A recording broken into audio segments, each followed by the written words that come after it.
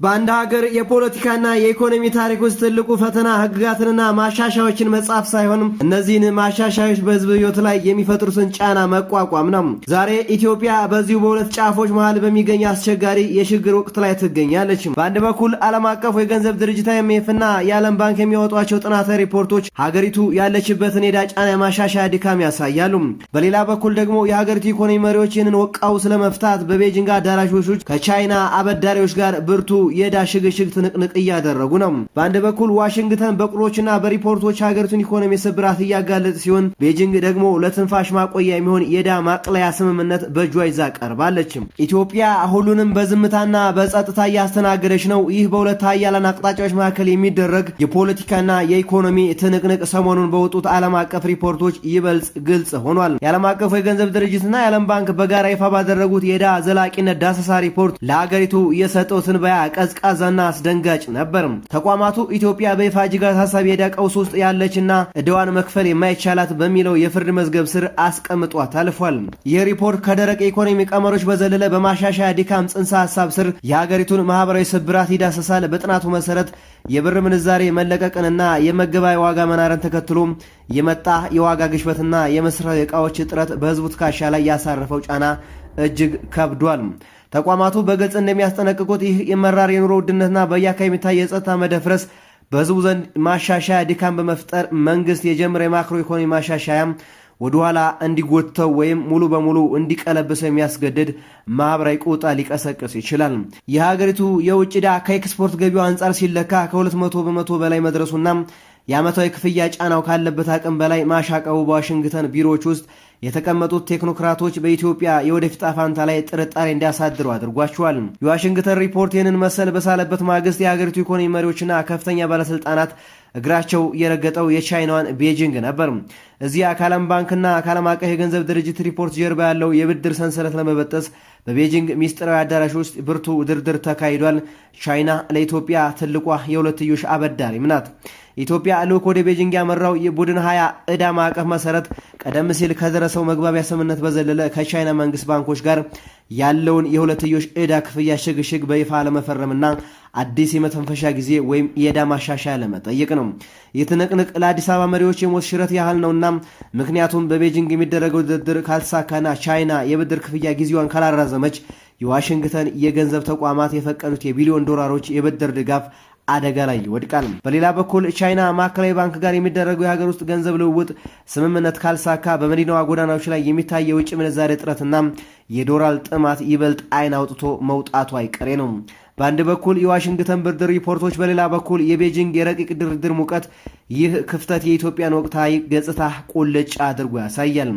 አንደኛው ወገን ህዝቡ ደክሟል፣ ኢኮኖሚው አቅም አጥቷል፣ ዕዳው ዘላቂ አይደለም ሲል የፍርድ ቃል ያነባል። ሁለተኛ ወገን ደግሞ በዝምታና በዲፕሎማሲያዊ ጥበብ የሀገሪቱ ሉዓላዊነት የፋይናንስ ሁሉና ለማዳን ከቻይና የብረት መጋረጃ ጀርባ ይታገላል።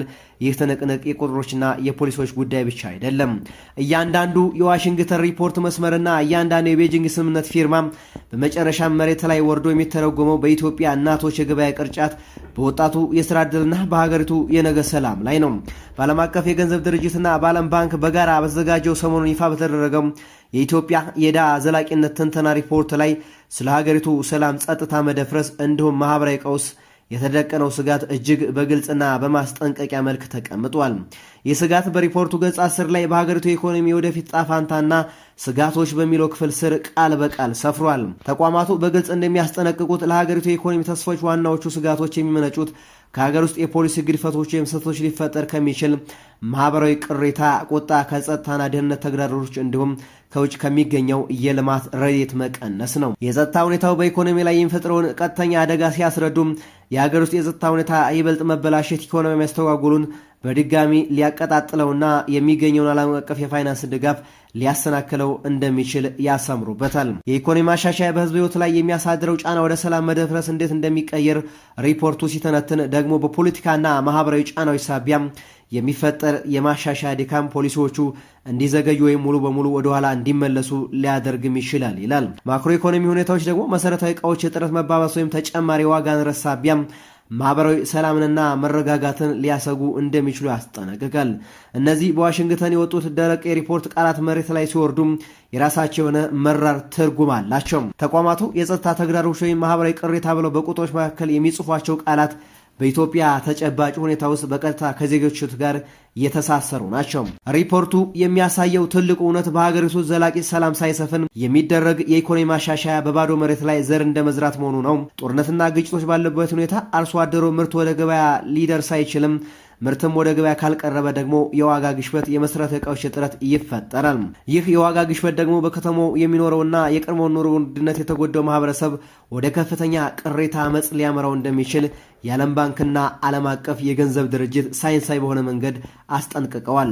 በሌላ በኩል ሁለት ዓለም አቀፍ የፋይናንስ ተቋማት በጋራ ባወጡት የዕዳ ዘላቂነትና ትንተና መሰረት የኢትዮጵያ የዕዳ የመሸከም አቅም አሁንም ደካማም የሚለው ምድብ ውስጥ ይገኛል። ሪፖርቱ በግልጽ እንደሚያስጠነቅቀው ማክሮ ኢኮኖሚ ማሻሻያዎች የሚያስከትሉት የኑሮ ውድነት፣ መሰረታዊ ዕቃዎች እጥረት፣ የሰላም እጥረት ከተባባሱም ይህ ሁኔታ ወደ ከፍተኛ ህዝባዊ ቅሬታና ማህበራዊ ቀውስ ሊያመራ ይችላል። ይህ የተቋማት ስጋት የማሻሻያ ድካም በሚለው ጽንሰ ሐሳብ ስር የተብራራ ሲሆን የፖለቲካና የማህበራዊ ጫናዎች መንግስት የጀመረውን የማሻሻያ እርምጃ እንዲያዘገይ ወይም ወደ ኋላ እንዲመለስ ሊያስገድዱት እንደሚችሉ ያመለክታል። የሪፖርቱ ዋና ማሳያዎች የሆኑት ቁጥሮች ሀገሪቱ ያለችበትን የፋይናንስ ጥብቅነት ቁልጭ አድርጎ ማሳይቷል። የሀገሪቱ ጠቅላላ የውጭ ዕዳ ከምትልከው የውጭ ንግድ ገቢ አንጻር ሲሰላ ከ206 በመቶ በላይ ደርሷል። ይህ ከተለመደው የ140 በመቶ ጣሪያ እጅግ ያለፈ ነው። ኢትዮጵያ በየዓመቱ ለዕዳ ክፍያ የምታወጣው ወጪ ከውጭ ንግዷ ገቢዋ 36 በመቶ በላይ መድረሱ ተተንብዮአል። ይህ ደግሞ በዓለም አቀፍ መመዘኛ መሆን ከሚገባው ማለትም ከ10 እስከ 12 መቶ አካባቢ በ3 እጥፍ ገደማ የገዘፈ መሆኑ የሀገሪቱን የውጭ ምንዛሬ ክምችት ክፉኛ አሳስቶታል። ሀገሪቱ የዩሮ ቦንድ የ33 ሚሊዮን ዶላር ወለድ መክፈል አቅቷት በ1 ቢሊዮን ዶላር የዩሮ ቦንድ ዋና ዕዳ ላይ እክል ገጥሟት ዕዳ መክፈል የማይችሉት ሀገራት ወይም የዕዳ ቀውስ ዝርዝር ውስጥ መግባቷም ይታወሳል። ይህንን የፋይናንስ እጥረትና የዕዳ ጫና ለመቅረፍ የብሔራዊ ባንክ ገዢ ሆነው የተሾሙት ዶክተር ኢዮብ ተካሊ ከገንዘብ ሚኒስትሩ አቶ አህመድ ሺዴና ከኢትዮጵያ አየር መንገድ የሥራ ኃላፊዎች ጋር በመሆን ወደ ቻይና ቤጂንግ ስትራቴጂካዊ የፋይናንስ ጉዞም አድርገዋል። የጉዞዎቹ ዓላማዎችም ሁለት ብቻ ነበሩ። አንደኛው በቡድን 20 የዕዳ ማዕቀፍ መሰረት ከቻይና መንግስት ባንኮች ጋር የሚደረገው የዕዳ ሽግሽግ ድርድር ማጠናቀቅ ሲሆን፣ ሁለተኛው ደግሞ የኢትዮጵያን የውጭ ምንዛሬ ጫና ለማቃለልና የንግድ እንቅስቃሴውን ለማሳለጥ ከቻይና ማዕከላዊ ባንክ ጋር የሀገር ውስጥ ገንዘብ ልውውጥ መስመሮችን መዘርጋትና የቻይናውያን መገበያያ ገንዘብ ወይም ሬንሚንቢ የመጠባበቂያ ክምችት ማሳደግ ናቸው። ይህ ድርድር በተሳካ ሁኔታ መጠናቀቁ ለሀገሪቱ ወሳኝ የሆነ የፋይናንስ መተንፈሻ ቀዳዳ ወይም የበጀት ነጻነት እንደሚሰጥ ቢታመንም በንግዱና በኢኮኖሚ ታዛቢዎች ዘንድ ግን ድርድሩ ካልሳካ ሊከሰቱ የሚችሉ ስጋቶችም ይነሳሉ። ከእነዚህም መካከል በግል ቦንድ ገዢዎችና በንግድ አበዳሪዎች በኩል ሊወሰዱ የሚችሉ ህጋዊ እርምጃዎች እንደ ኢትዮጵያ አየር መንገድ ያሉ የሀገር ኩራት ላይ የንብረት እገዳዎች፣ የመጣል አደጋና የሀገሪቱን ሉዓላዊ ሀብቶች ለዕዳ ክፍያ የመጫን ስጋቶች በተለይ በኢኮኖሚ ባለሙያ ዘንድ ሲወሱም ቆይተዋል። በግል ቦንድ ገዢዎች በንግድ አበዳሪዎች በኩል ሊወሰዱ የሚችሉ አስገዳጅ ህጋዊ እርምጃዎች እንደ አየር መንገዱ ያሉ የሀገር ኩራት ላይ እገዳ መጣልና ሉዓላዊ ሀብቶች ለእገዳ ክፍያ የመጫን ስጋቶች እንዲሁ በንድፈ ሀሳብ ደረጃ የሚነሱ የፖለቲካ ማስፈራሪያዎች ብቻ አይደሉም። በዓለም አቀፍ የፋይናንስ ህግና ታሪክ ውስጥ ይህንን የሚያረጋግጡ እጅግ አስደንጋጭውን ተጨባጭ ማስረጃዎችና ቅድመ አብነቶች ወይም ታሪካዊ ማረጋገጫዎችም አሉ። በዓለም ታሪክ ውስጥ በተመዘገቡት ሁለት ቁልፍና ተጨባጭ ማስረጃዎች መጥቀስን ይህንን ስጋት ግልጽ ማድረግም ይቻላል። አንደኛው የአውሮፕላኖችና የጦር መርከቦች በቁጥጥር ስር የመዋል አደጋ ሲሆን የዚህ ማሳያ የአርጀንቲናና የኤሊዮት ማኔጅመንት ክስ እውነተኛ ታሪክ ነው።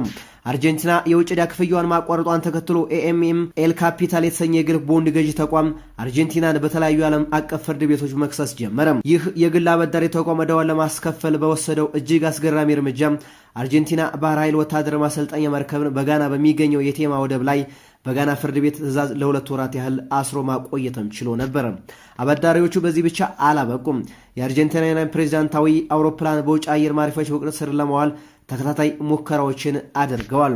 ይህ ለወቅቱ ኢትዮጵያን ምን ትርጉም አለው ብለን ከጠየቅን በዓለም አቀፍ የሕግ መሰረት እንደ ኢትዮጵያ አየር መንገድ ያሉ ተቋማት ራሳቸውን የቻሉ ሕጋዊ ሰውነት ያላቸው ቢሆንም የሀገር ውስጥ ዕዳ ክፍያ ሲቋረጥ ግን የግል አበዳሪዎች በኒውዮርክ ወይም በለንደን ፍርድ ቤት በመከራከር አየር መንገዱ የመንግስት ሁለተኛ ማንነት ወይም ተለዋጭ አካል ነው የሚል ውሳኔ ለማግኘት ይጥራሉ። ይህ ውሳኔ ከሰጠ አየር መንገዱ በውጭ ሀገራት ባንኮች ውስጥ ያለውን ትኬቶችና እውቅና ሽያጭ ገቢ ለማሳደግ አልፎ ተርፎም አውሮፕላኖቹ ባረፉበት አየር ማረፊያ በቁጥጥር ስር እንዲውሉ ትዕዛዝ የማግኘት ህጋዊ ዕድል ይኖራቸዋል። ኢትዮጵያ የ33 ሚሊዮን ዶላር የዩሮ ቦንድ ወለድ ክፍያ መክፈል አቅቷት በይፋ ዕዳ መክፈል ያልቻለች ሀገር ተብላ መመዝገቧ ይህንን አደጋ ወደ መሬት ያወረደው እውነተኛ ክስተት ነው።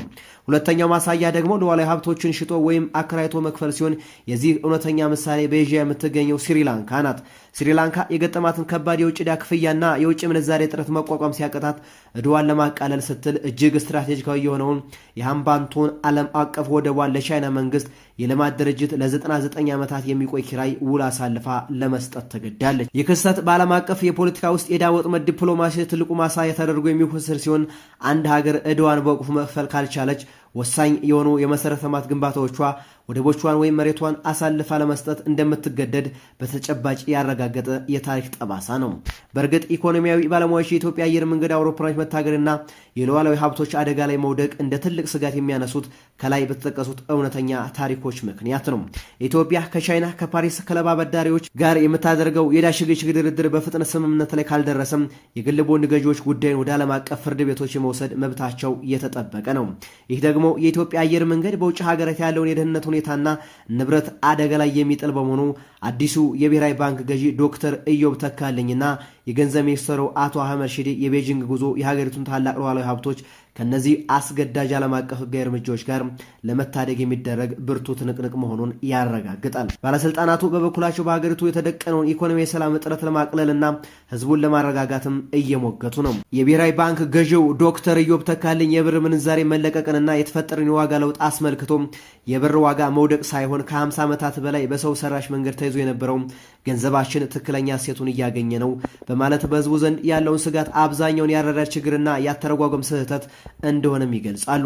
ሆኖም ተቺዎችና የፖለቲካ ተንታኞች እንደሚሉት በመሬት ላይ ያለው ከፍተኛ የኑሮ ውድነት ብለንቲ ሪያሊቲ ወይም ደግሞ ፊት ለፊት የተደቀነ እውነታ ነው። መሰረታዊ ዕቃዎችና እጥረት በአንዳንድ አካባቢዎች የሚታዩ የጸጥታ መደፍረሶች ተራ ያረዳድ ችግር ሳይሆኑ ቀጥተኛ ተጨባጭ የህዝብ ህይወት ፈተናዎች ናቸው። በእነዚህ ሁለቱ ዋልታዎች መንግስት ማሻሻያዎች ስኬታማ ለማድረግ በሚሰጠው ተስፋና ህዝቡ ዕለት ተዕለት ህይወቱ በሚገፋው መራር እውነታ መካከል ነው የዓለም አቀፍ ተቋማት ሪፖርትና የቤጂንግ ድርድሮች ብቅ ያሉት። ይህ እውነታ የሚያሳየው አንድ መሰረታዊ እውነታ አለ። የኢትዮጵያ የኢኮኖሚ ማሻሻያ የቴክኖክራቶች ስሌትና የቁጥሮች ጨዋታ ብቻ አይደለም። ማሻሻያው ስኬታማ ሊሆን የሚችለው የዕዳ ሽግሽግ ስምምነቶች በሚሰጡት የመተንፈሻ ጊዜ ብቻ ሳይሆን መንግስት የጦርነት የጸጥታ ቀውሶች በዘላቂ ሰላም መፍታት ሲችልና የኑሮ ውድነቱ ጫና ተጋፍጦ የሚኖረውን ዜጋ ትካሻ ማቅለል ሲችል ብቻ ነው። የዕዳ ማሻሻያው ትግል በቤጂንግ አዳራሾች ሲጠናቀቅ እውነተኛ የማሻሻያ ፈተና ግን የሚወሰነው በኢትዮጵያ የገበያ አደባባዮች በዜጎች የህሊና ሰላም ላይ ይሆናል። ለዛሬው እዚሁ ለተሰነባበትን ፔጁን ላይክ፣ ሼር ማድረጋችሁንም እንዳትረሱ።